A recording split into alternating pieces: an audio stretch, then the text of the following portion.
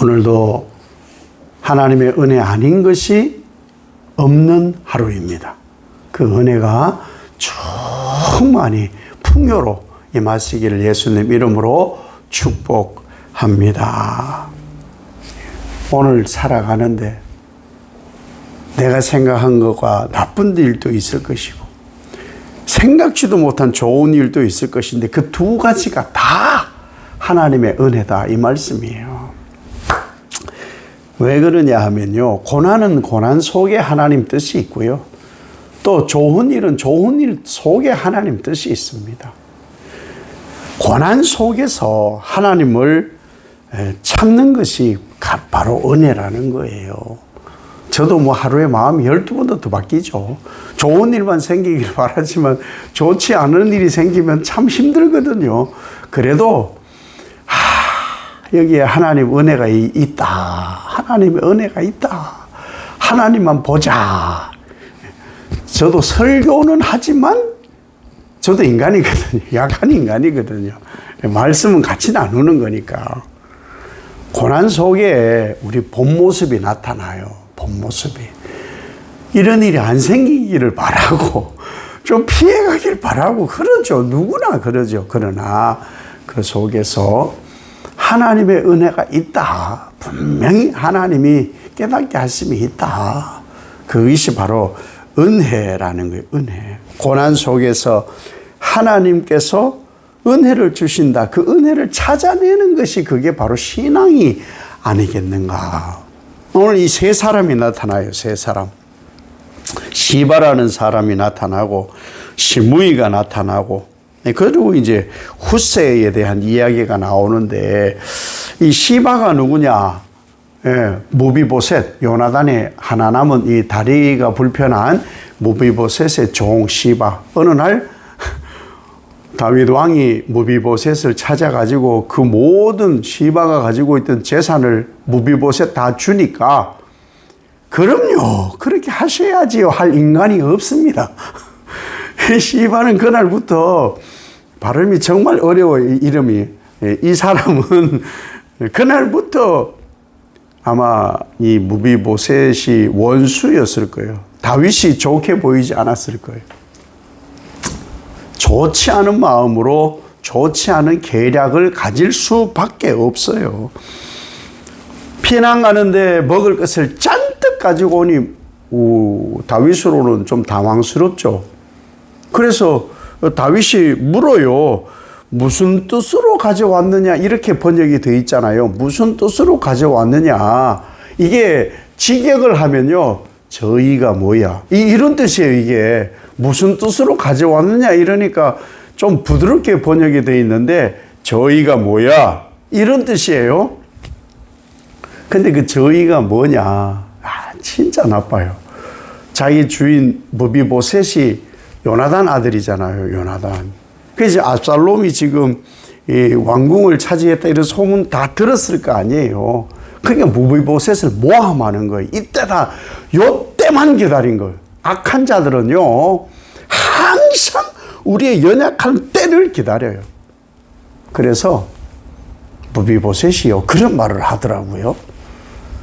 야, 이제 이스라엘 사람들이 압살롬을 통해서 내 때가 오게 해서 나를 왕위에 올리려고 하는구나. 야, 이제 드디어 이제 내가 왕이 되는 모양이다. 이런 말을 무비보셋이 했다는 거예요. 그런데 보세요. 다윗은 이것도 수용을 해요. 알아볼 수도 있는 일 아닙니까? 사실 알아볼 수도 있고 좀 두고 보자 뭐 이럴 수도 있는데 지금 사실은 이 다윗으로서는 다 받아들여요. 모든 것을 다 받아들여요. 물론 뭐 피곤했을 수도 있고 뭐 판단이 잘 안 될 수도 있고 다 젖혀두고 그러면 뭐 그 무비보셋에게 줬던 재산 네가 다 가져라. 그러고 끝나는 거예요. 그죠? 그런데 이게 다가 아니에요. 혼란의 때에 자기가 행한 것, 그러니까 심은 대로 거두고요 행한 대로 하나님은 갚아. 이건 나중에 다시 다윗은 하나님께서 인도하셔서 예루살렘으로 다시 돌아오게 하시는 약속을 알기 때문에 돌아와서 이것은 다시 바로잡으면 되는 일이거든요. 다만 이 모든 일어나는 일에 대하여 다윗은 하나님이 하시는 일이다. 좋지 않은 일이잖아요. 어떤 사람에게는 불의를 행하는 일이고 어떤 사람의 모함을 듣고 좋지 않은 일을 행하는 일임에도 불구하고 악인이 잘 되고 선인이 잘못되는 이런 일일지라도 다윗은 다 수용해요. 수용. 다 수용. 결국은요, 다 드러납니다. 결국은 다 드러납니다. 자기의 어리석음도 드러나고요. 모함도 드러나고 거짓도 다 드러나게 되어 있어요.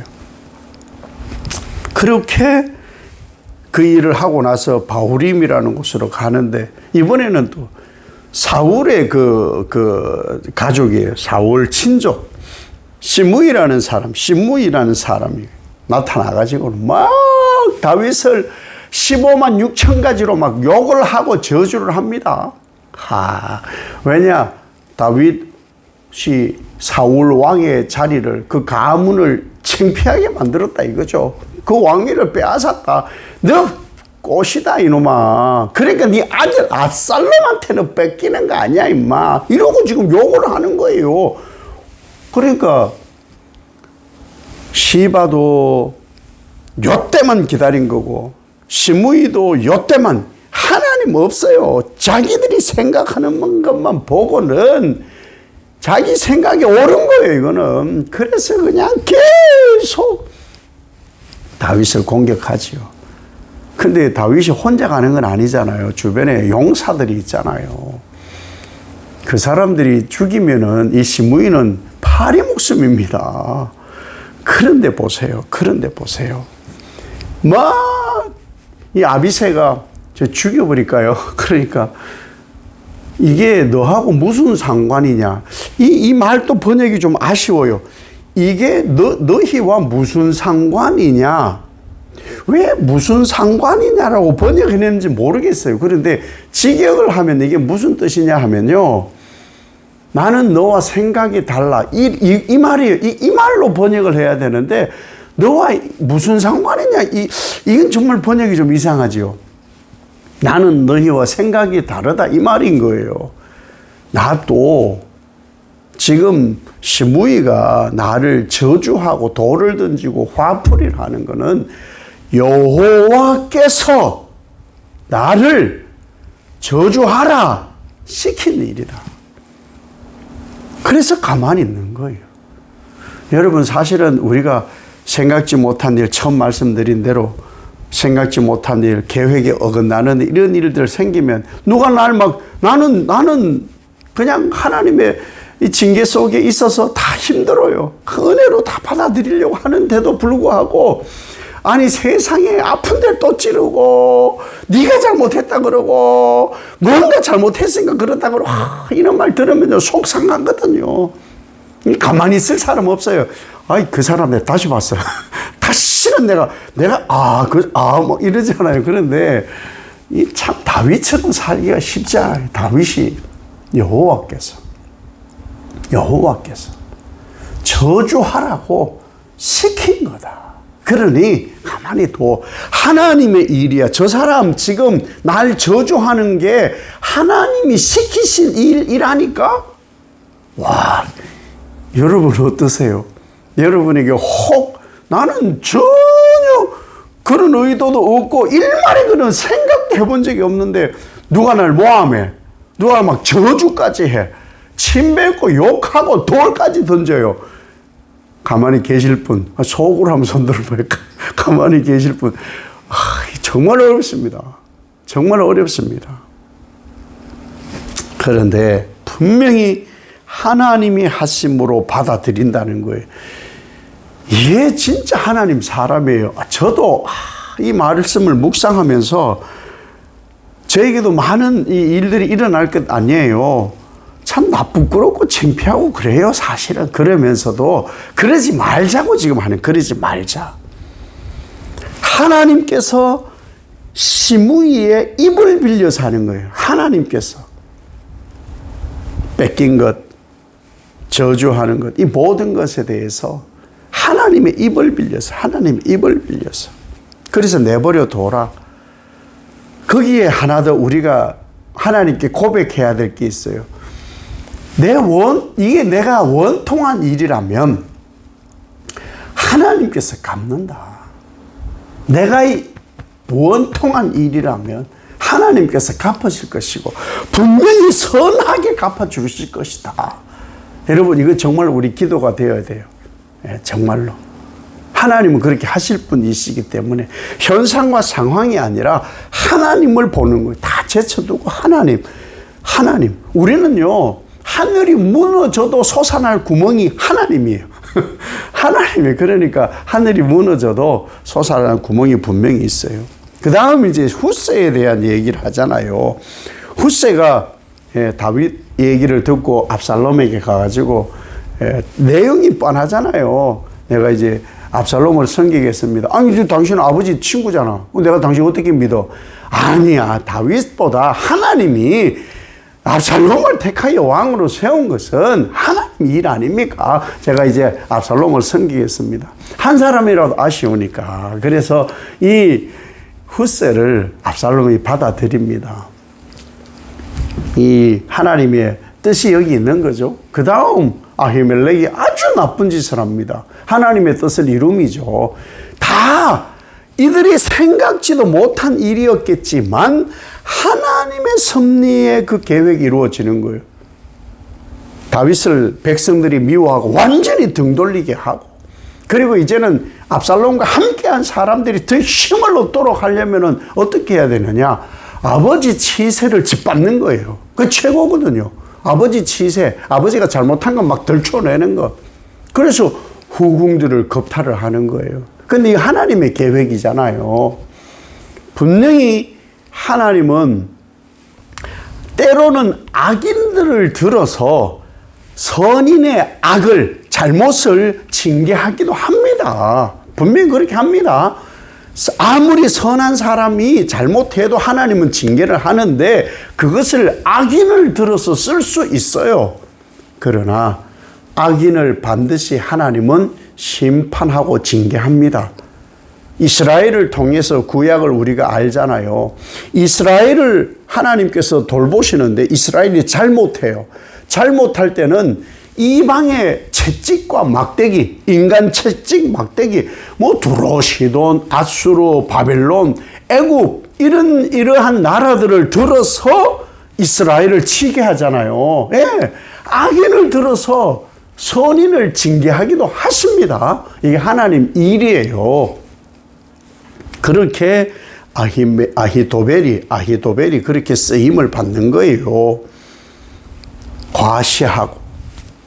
그런데도요, 이 다윗은 가만히 있어야 돼요. 왜? 자신의 범죄함 때문이거든요. 그래서 깊이 묵상이 되더라고요. 아이들이 좀 비뚤어지고, 내 가정에 좋지 않은 일이 일어나고, 하나님이 일하심이에요. 내가 죄를 지었을 수도 있고, 죄 안 지은 욥이 막 다 무너지듯이 그런 일도 있을 수 있어요. 그러나 다만 하나님이 하신다. 내 원통함이라면 하나님이 감찰하실 것이고 선으로 갚아주실 것이다. 이게 우리 기도예요. 이것이 우리가 가져야 될 자세라는 거예요. 아무리 악인을 들어서 선인을 쳐도 그 악인이 행한 행위는 악한 것이기 때문에 하나님은 그 행위를 그대로, 악한 행위는 악한 대로 하나님이 갚으세요. 우리는 뭘 해야 되느냐? 언제나 고난 속에서, 이 고난 속에도 하나님의 은혜가 있다. 이것을 발견하는 거예요. 보세요. 다윗에게는 이때라는 사람도 있고 훗세라는 사람도 있고 사독이라는 사람도 있고 아비아달도 있고 주변에 좋은 사람 많잖아요. 그러면서도 또 압살롬이라는 사람도 있고 또 아히도벨 그런 사람도 있고 시바라는 사람도 있고 시므이 이런 사람들도 있잖아요. 다윗 옆에는 다윗을 유익하게 해주는 사람도 있고 다윗을 해롭게 하는 사람도 분명히 있습니다. 우리 주변에 똑같아요. 똑같아. 유익을 주는 사람도 있고 해롭게 하는 사람도 분명히 있습니다. 다만 무엇을 깨달아야 되느냐? 다 하나님이 붙여준 사람이에요. 잊으면 안 돼요. 다 하나님이 붙여주셔서 나를 하나님을 보게끔 나를 하나님께로 인도해 가시는 하나님의 선하신 장치라는 거예요. 이걸 잊으면 안 되는 거예요. 다 하나님의 사람들이에요. 다 하나님의 사람들. 해를 주는 사람은 나중에 하나님이 해를 준 거대로 갚으시겠죠. 그건 내가 하는 게 아니라는 것이죠. 오늘도 이 하나님의 선하심이 나를 이끌어가는 거예요. 고난이 있어도 그 속에 하나님의 은혜가 있음을, 하나님이 하심을 발견하고 그 하나님의 일하심 속에서 하나님만 향하는 은혜가 있는 한 날 되시기를 예수님 이름으로 축복합니다. 아버지 하나님, 우리는 다윗과 같습니다. 유익한 이들도 있고 해로운 이들도 있고 선한 일도 있고 고난도 있습니다. 다만 그 속에 모든 것이 하나님의 은혜 아닌 것이 없다. 하나님은 선하게 인도하여 가신다. 그 은혜를 가지고 오늘 한 날이 고난 속에서 하나님의 은혜를 바라는 귀한 한 날 되게 축복하옵소서. 예수님 이름으로 기도 올리옵나이다. 아멘.